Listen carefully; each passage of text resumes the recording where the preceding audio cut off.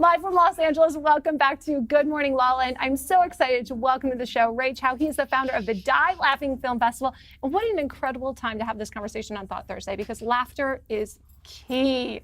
Laughter is the best medicine, and before we start, I brought you, this is better than Movie Pass. This is like a therapy session. Yeah, you don't have to subscribe. You don't have to. Oh, I love that. Yeah, and Ray, this. thank you so much. Yeah. This is very kind of you. Wow, there's money in here. No. This is priceless. So, Ray, your journey is so interesting, though, because I know you went from prosecuting attorney's office in Chicago to now an actor in Hollywood and creating an opportunity to showcase filmmakers like you. Yeah, I've had a really unusual journey. I was a prosecutor. I loved it in Chicago. It was great. But then I just did a 180, and now I am a struggling actor. But, Congratulations. Yeah, I did it. I tell everyone I'm actually going down the ladder of success.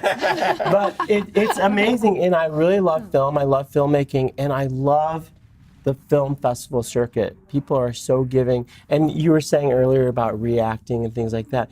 And you know, sometimes as filmmakers, we make something, we put it out there, but we don't get any reaction, especially a short film, an independent filmmaker. They have no idea that maybe it's on, online or something. But this is an opportunity to come with a live audience and have them react to it. Have them laugh, have them cry, have them scream. That's such an important opportunity, though, because filmmakers from across the nation are going to be celebrated this weekend, Friday the 10th, Saturday the 11th, at your festival. And it's because of you. They get to showcase their hard work and their talent to the world.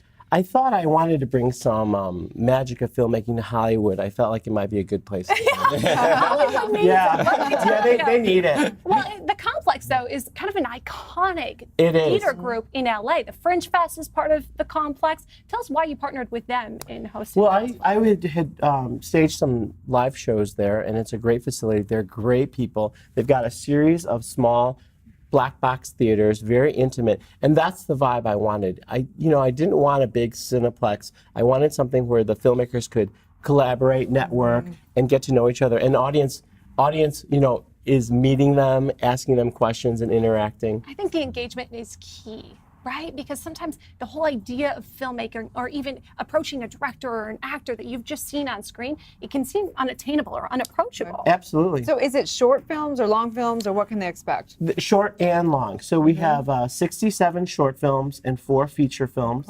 Several of them are world premieres. Amazing. And we also have 15 screenwriters from around the country coming in to read excerpts from their scripts. And do people vote, or how do they give feedback, or how do they? Yeah, there is an Audience Choice Award. I can't really divulge the system.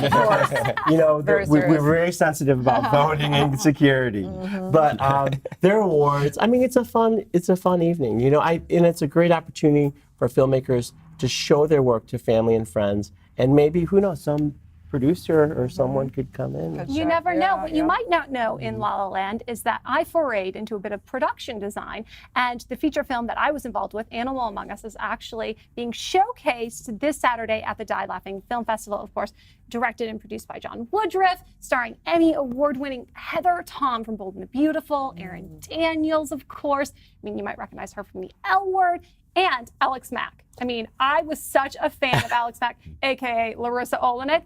So she's been hiding in the indie scene for a while after, things like 10 Things I Hate About You. So she's going to have her big screen debut again. I'm really excited. We were really fortunate to have the world premiere of Animal Among Us. It's going to be Saturday night at 7.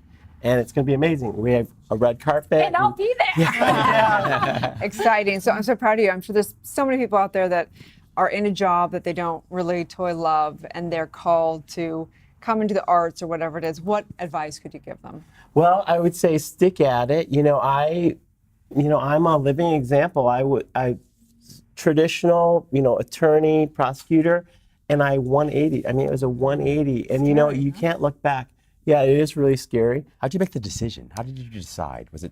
Well, it was, I was straddling both worlds, and it was really, really hard. It was, I was in court and I was putting people, in jail literally during the day. And then at night, I was on stage doing comedy. so it was like a really, it was really dual personality. But I being a Gemini.